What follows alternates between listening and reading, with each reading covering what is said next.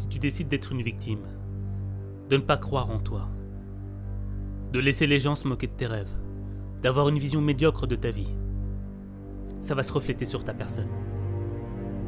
Avec une mentalité de perdant, on devient un perdant. Quand je suis venu en Amérique, j'avais vraiment envie de réussir en cinéma. Tu vois, c'était un rêve énorme. Et pour moi, arriver à être acteur, parce que tu sais, quand on te dit, quand t'es petit, quand il y a des gens de ta famille qui te disent « Fais ceci, tu peux pas aller plus haut que ça », ou « Fais pas ça », ou « Fais pas ceci, parce que ça, c'est pas bien pour toi ». Et tu suis les règles de la vie. Les gens aiment bien suivre, parce qu'ils doivent suivre, puisqu'ils ont perdu. Ce n'est pas parce que tu n'as pas le diplôme, l'expérience, le talent ou la force que tu ne peux pas réaliser tes rêves. Tout est dans l'attitude. Ça se sent, ça se ressent, que t'as faim. Ça se lit dans ton regard, on sent que t'en veux. Moi, je suis un garçon qui n'a pas d'éducation, je le dis honnêtement. J'ai quitté l'école à 13 ans, donc j'ai été forcé à demander de ce qu'on reçoit de la nature, ce qui s'appelle l'instinct. Tes rêves vont pas tomber du ciel.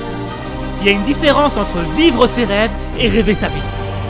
Au début, ça va être dur, tu vas galérer, tu vas douter, t'en pourras plus. Mais la première chose à faire, c'est d'y croire. Et ensuite, faut que tu adoptes une stratégie. Une stratégie, c'est une somme de petites choses qui vont s'accumuler de jour en jour pour que tu te rapproches de tes rêves. Il y a beaucoup de gens qui disent « Un jour, peut-être que je veux ça. » Il n'y a rien qui se passe. Ouais. Faut être persévérant.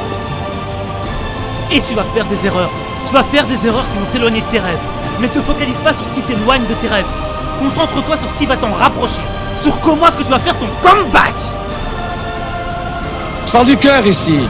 On n'est pas du show business. Ok? Je suis un homme qui parle à un homme maintenant. Mais le plus important, c'est que j'ai cru dans mon rêve. Parce qu'il y a beaucoup de gens qui rêvent. C'est important, on me prend pour un con quand je vais à la télé parce que j'essaye très vite d'expliquer à des jeunes comment réussir dans la vie. Alors j'ai fait de mon mieux dans les shows de télévision et j'ai plus intérêt à faire ça parce que j'essaie d'expliquer de mon cœur ce que j'aimerais bien, même pas vous enseigner, vous rappeler. Parce qu'on connaît tout dans la vie, on est instinctif, mais les gens ont peur au miracle. Parce que le miracle, on dit c'est un miracle. Les mots, c'est un miracle, ça n'existe pas. Donc un rêve, c'est un rêve. Et moi, j'ai pas passé ma vie à rêver. J'ai cru en mon rêve. Aware, c'est une expression anglaise, et c'est être conscient de la chose. Il faut être conscient de la force qu'on a. On va parler de réussite, ok? Tu dois faire ce que ton cœur dit, et tu dois croire encore plus ce que tu crois. Et quand tu commences à croire ce que tu crois, il n'y a personne au monde qui peut te bouger. Tu vas où tu veux.